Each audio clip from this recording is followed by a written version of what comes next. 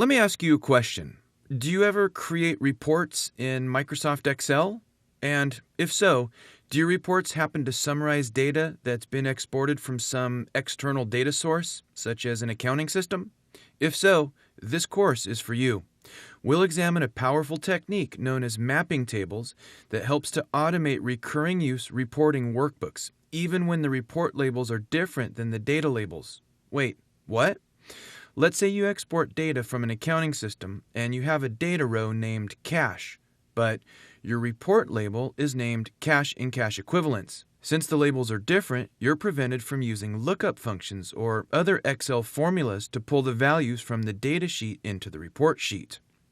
In this course, we'll explore how we can use the tables feature and the SUMIFS function to provide Excel the information to translate labels as needed. We'll use my Journal of Accountancy article, The Power of Mapping Tables, as a guide for our discussion. Now, let's get started. This video is a production of Excel University.